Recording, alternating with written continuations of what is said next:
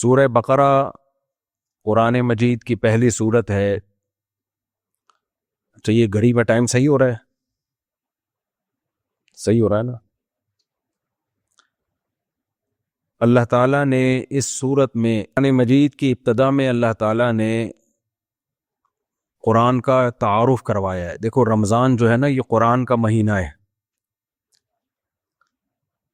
ہدی للناس وبینات من الہدی والفرقان. اللہ کہتے ہیں قرآن میں کہ رمضان وہ مہینہ ہے جس میں ہم نے قرآن کو نازل کیا جو لوگوں کے لیے ہدایت ہے. ہر انسان کو ضرورت ہے سیدھے راستے کی، اس کے بغیر انسان نہیں بن سکتا. تو قرآن کو اللہ نے کتاب ہدایت، سیدھا راستہ. غیر مسلم کبھی بھی سیدھے راستے پہ نہیں ہو سکتے، ان کے پاس سیدھا راستہ ہے ہی نہیں. انسان کو خود نہیں پتہ چلتا سیدھا راستہ کیا ہے، غلط راستہ کیا ہے. صحابہ کرام رمضان کے مہینے میں مسجدوں کو بھرپور طریقے سے آباد کیا کرتے تھے، قرآن سنتے، قرآن سناتے. اسی چیز نے ان کو اللہ کے دین سے جوڑ کے رکھا ہوا تھا. اسی چیز نے ان کو بڑی بڑی طاقتوں کے سامنے احساس کمتری میں مبتلا نہیں ہونے دیا. تو اس لیے شوق و رغبت کے ساتھ یہ درس آپ سنا کریں. پہلا مرحلہ ہوتا ہے سیدھی بات کو سن لینا. جب انسان میں سننے کی صلاحیت پیدا ہوتی ہے پھر اللہ اس کو عمل کی توفیق دے دیتے ہیں. سنے ہی نہیں تو کہاں سے عمل ہوگا؟ اور یاد رکھو اس زمانے میں اگر تم نے قرآن نہیں سنا، قرآن کیا کہتا ہے، سیدھا راستہ کیا ہے، تو پھر اتنے گمراہ ہو گئے کہ پہلے اس کا تصور بھی نہیں تھا. کیونکہ خوب اچھی طرح سمجھ لینی چاہیے یہ بات کہ انسان اگر اپنا کوئی راستہ متعین نہیں کرتا وہ دوسروں کے راستے کا حصہ بن جاتا ہے. پھر وہ آپ اگر اپنا خود ہدف متعین نہیں کریں گے نا کس ٹریک پہ میں نے زندگی گزارنی ہے، تو شیطان پھر آپ کو اپنے والے ٹریک پہ لے جانا شروع کر دے گا. آج انسان کا مقصد 3 چیزوں میں منحصر ہے: عزت، شہرت، پیسہ. بس اس کے علاوہ کچھ ہے ہی نہیں، سوچتا ہی نہیں ہے. اسی کو کامیابی سمجھا جاتا ہے. قرآن یہ باتیں کرتا ہی نہیں ہے، قرآن کسی اور دنیا میں ہمیں لے کے جاتا ہے. تو عزت، شہرت، دولت یہ سب کسی حد تک ہماری ضرورتیں ہیں، اس سے زیادہ ان کی کوئی حیثیت نہیں ہے. اس کو اتنا ہی رکھنا چاہیے. تو اللہ تعالیٰ فرماتے ہیں ذالک الکتاب لا ریب فیہ ھدی للمتقین. یہ وہ کتاب ہے جس میں کوئی شک نہیں ہے، یعنی اللہ کی طرف سے نازل کردہ کتاب ہے، اس کے اللہ کی طرف سے نازل کردہ ہونے میں کوئی شک نہیں. ہم کتنے خوش قسمت ہیں، خدا کی قسم جتنا شکر ادا کیا جائے کم ہے. بتاؤ کسی کے پاس کوئی ایسی کتاب آ جائے جو خدا نے خود پیش کی ہو، جس نے اس کائنات کو بنایا، اور اس نے اس کے برحق ہونے کے دلائل بھی قائم کر دی ہوں تاکہ ہمیں اطمینان ہو کہ یہ اسی کا کلام ہے. تو آپ سوچو اس سے بڑی خوش قسمتی کی کیا بات ہو سکتی ہے کہ صاف ستھرا جو کچھ اس میں لکھا ہوا ہے اس پر انسان عمل کرے، اس میں 2 رائے ہو نہیں سکتی ہیں. تو اللہ تعالیٰ فرماتے ہیں ذالک الکتاب لا ریب فیہ ھدی للمتقین. یہ کتاب ہے جس کے 2 تعارف: نمبر 1 اس کے اللہ کی طرف سے ہونے میں کوئی شک نہیں ہے، ھدی للمتقین، اور یہ ہدایت ہے. اس کا ٹاپک کیا ہے، اس کا موضوع کیا ہے؟ اس میں آپ کو آن لائن کمانے کے طریقے نہیں بتائے جائیں گے،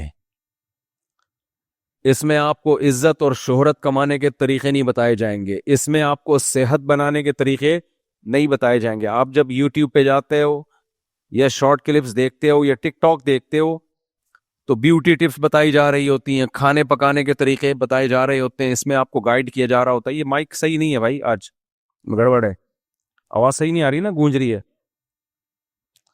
تو آپ جب بھی جاتے ہو نا آپ کو مختلف قسم کی گائیڈنس مل رہی ہوتی ہیں. کوئی ڈاکٹر بتا رہا ہوتا ہے کینسر سے بچنے کا طریقہ، کینسر کا علاج، موٹاپا کم کرنے کا طریقہ. باڈی بلڈر کو آپ دیکھیں گے وہ آپ کو بتائے گا جم میں مسل بنانے کا طریقہ. تو کھانے پکانے کے طریقے، خواتین کے زیادہ تر چینل بیوٹی ٹپس، یہ سب چیزیں بتائی جا رہی ہوتی ہیں. لیکن قرآن کا ان میں سے کوئی بھی ٹاپک قرآن کا ٹاپک نہیں ہے. کچھ موٹیویشنل اسپیکر ہوتے ہیں، پیسہ کمانے کے طریقے بتائے جا رہے ہوتے ہیں. تو قرآن ان میں سے کسی ٹاپک کو بھی نہیں چھیڑتا. وجہ اس کی یہ ہے، قرآن کہتا ہے کہ میں انسان کو وہ چیز بتاؤں گا جس کے لیے انسان کو پیدا کیا گیا ہے. تو یہ بہت ہی عظیم ٹاپک ہے قرآن مجید کا. آواز صحیح کرو یار اس کی، میرا گلا بہت ابھی سے بیٹھ گیا رمضان سے پہلے. تو اللہ فرماتے ہیں ہدن، یہ گائیڈنس ہے، ہدایت ہے، یہ بتائے گا سیدھا راستہ کیا ہے اور غلط ٹریک کون سا ہے. یہ بھی بتائے گا کہ سیدھے راستے پہ چل کے کچھ ملے گا بھی کہ نہیں ملے گا، اور یہ بھی بتائے گا غلط ٹریک پہ چلنے والوں کا انجام کیا ہوگا. یہ سب چیزیں کس کی ذمہ ہیں؟ قرآن کے ذمہ. اس سے بڑا کوئی اہم ٹاپک ہو سکتا ہے؟ للمتقین، ان لوگوں کے لیے جو اللہ سے ڈرنا چاہتے ہیں، یہ سیدھا راستے پہ چلنا چاہتے ہیں. متقین کا مطلب یہاں جو تقوی چاہتے ہیں. کیا مطلب؟ اس سے ہدایت ان کو ملے گی جو ہدایت کی نیت سے اس کو سنتے اور پڑھتے ہیں. دیکھو، جب ہم دنیا میں کوئی دوا کھاتے ہیں نا، کوئی علاج کی، آپ پیناڈول کھائیں، سر درد کی نیت، آپ یہ نیت کریں کہ اس سے میرا سر ٹھیک ہوگا، یا نیت نہ کریں، آپ کی نیت کا اس دوا پہ کوئی اثر ہوگا؟ بولو، نہیں ہوگا. اس نے جو کام کرنا ہے وہ کرے گی. لیکن قرآن کہتا ہے کہ اس سے ہر ایک کو ہدایت نہیں ملے گی. اس سے ہدایت اس کو ملے گی جو اس کو پڑھتے اور سنتے ہیں اس نیت سے کہ ہمیں سیدھا راستہ مل جائے. ضدی اور ہٹ دھرم نہیں ہے وہ. یہ جو ایتھیس اور ملحد لوگ ہیں نا، یہ ضدی اور ہٹ دھرم ہو کے قرآن سنتے اور پڑھتے ہیں. میں نے ایک ایتھیس کے پاس ایک ویڈیو بھیج دی، بہت زیادہ خدا کے وجود کا انکار کرتا ہے. میں نے ایک ویڈیو بھیجی کہ مرغی کیسے اپنے بچوں کے لیے جنگ لڑ رہی ہے نا بڑے جانور سے. چھوٹی سی مرغی ہے. تو میں نے کہا کس نے اس کے دل میں اپنے بچوں کی یہ محبت ڈال دی؟ کیا یہ بھی ایوالو ہونے کا نتیجہ ہے؟ کوئی جواب نہیں آیا. یہ ضد اور ہٹ دھرمی ہے. تو اس لیے اللہ نے فرمایا کہ ضد اور ہٹ دھرمی کو کنارے پر رکھ دو. تو اس کتاب سے تمہیں سیدھا راستہ ملے گا. اچھا، ہدایت کسے کہتے ہیں؟ ہدایت سیدھا راستہ نظر بھی آئے گا، اور اگر تم چاہو گے اس سیدھے راستے پہ چلنا تو اس کتاب کو پڑھ کے تمہیں سیدھے راستے پہ چلنے کی توفیق بھی ملے گی. اس میں اتنی موٹیویشن ہے جو تمہیں سیدھے راستے پر چلا دے گی. یہ ایسا ہی ہے جیسے کوئی آپ کو سیدھا راستہ بتا رہا ہو، اور بتانے کے ساتھ ساتھ اس راستے پہ چلنے کے لیے گاڑی بھی خود مہیا کر رہا ہو، اور گاڑی میں ڈیزل بھی خود ڈال رہا ہو، اور ڈرائیور بھی اس میں آپ کے ساتھ بٹھا دے. یہ ہوتی ہے حقیقت، صحیح معنوں میں گائیڈنس. تو اللہ کہتے ہیں کہ اس سے ہدایت ملے گی ان لوگوں کو جو ہدایت حاصل کرنا چاہتے ہیں.